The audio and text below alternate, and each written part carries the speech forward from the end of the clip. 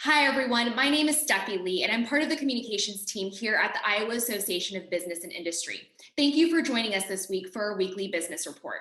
And this week, we have ABI President Mike Ralston, as well as Peter Ralston, who is an assistant professor at Iowa State University with an expertise in supply chain management.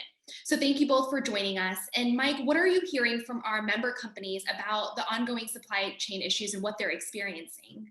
Well, I'd say that about half of ABI's 1,500 members, a little over actually, are manufacturers. And for a long time, their number one issue for years really has been finding enough employees. But boy, are we hearing now loud and clear that supply chain is a real issue. It hits them in three ways.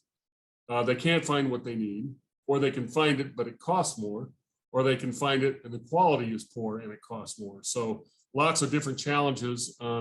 And when we see our members respond to our quarterly business surveys, it's certainly something that they're talking about, that it's not going away, and that it continues to be a real challenge. And it's a problem not only for them, but then obviously for the recovery of the economy as a whole. I'm mindful that it seems to be there's a front page story in the Wall Street Journal every day about supply chain issues. There was this morning again, and I guess all it does is confirm that we've got some real challenges. And it's great to have some experts to talk about it. So I'm eager to hear from our next guest. Great, thank you, Mike. So Peter, what are some different factors that are contributing to the supply chain issues? I know that there are many different areas that kind of all gather into one larger issue. Honestly, I'm actually always kind of surprised when supply chains function as they should.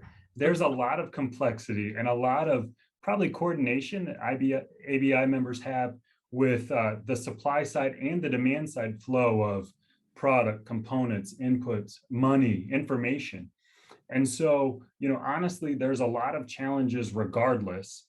And now what's going on with the COVID-19 pandemic is probably actually showing something that was already stressed, and it's just exacerbating some of that. And also there are some demand consumption changes as well. And so some of the things that are really happening are, there is port congestion. We've seen those stories in the Wall Street Journal. A lot of labor shortages. Probably firms were maybe running too lean with their inventory. And so to kind of highlight an example, everything's interconnected. And so I've been reading now more about some companies in Asia that are actually turning down North American orders from customers. And the reason why is the financial implications that they have. They can make the orders, they can take and process and create the product that's being ordered from them. The issue is it's so delayed in getting to some of those customers that they can't start the accounts payable side. And so they're having to float the order a lot longer. And that's actually going to continue to exacerbate some of the supply challenges that we're facing domestically. Probably the ways around that are probably some supply chain redesign. People probably are going to have to find sources closer to where they manufacture those goods. Yes, probably a willingness to carry either higher levels, I like to call it the right amount of inventory. And then also there's probably some opportunities with automation or artificial intelligence to kind of proactively address some of the supply side challenges they face, while also being better able to forecast the end user demand. Great, thank you so much for sharing your insight. So Mike, what are some policy ways and policy ideas that we're discussing here at ABI and what you're hearing from members about how to respond to these supply chain issues? Well, one big way is really a confirmation of what Peter has said. We're hearing from members that they're changing their approach to supply chain on both ends. First, you're right, some were operating too lean, and so they now have more product on hand so that they can fill orders. And then secondly, they're actually keeping more finished product on hand so that they can fill those orders. Whereas before, of course, they didn't want to have something sitting on a lot somewhere, and they didn't want to get a bunch of inventory in the front end, but that's all changing. Another area that we're focusing on here at ABI, Steffi, as you know, is manufacturing 4.0. And we've worked with a number of folks here in Iowa to make sure our members can take advantage of that. That involves all sorts of things. Sure, changing to a much more digital workplace, automation, all those sorts of things. But it really can be a part of processes too, and the kinds of ways that manufacturers do their work and fill their orders.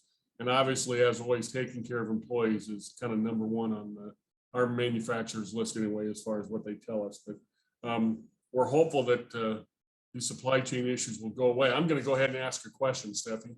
Peter, do you have a prediction of when the supply chain issues will start to be resolved?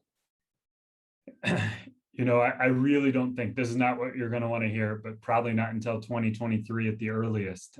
We have a long time to catch up to just the change in habits. I was talking to an Iowa company last week, and they had mentioned how, you know, they haven't been able to find their regular sources of supply. And so they're able to find one-offs, right? They're able to find it somewhere and then they'll get it. Well, you know, that's only going to last forever. And then we had to reorganize how we ship things, not just to the West Coast, but now things are coming to the East Coast, and the East Coast is being delayed, some of those ports. So it's going to take some time. That probably leads to that supply chain redesign. If people can't wait, we'll get things more domestically, but it's going to take some time. Thank you both so much for your feedback. And members who do have any questions, comments, or ongoing feedback about supply chain issues that you're experiencing, please reach out to our team here at ABI. You can visit our website at www.iowaabi.org, or you can also email Mike at mralston@iowaabi.org. Thank you so much.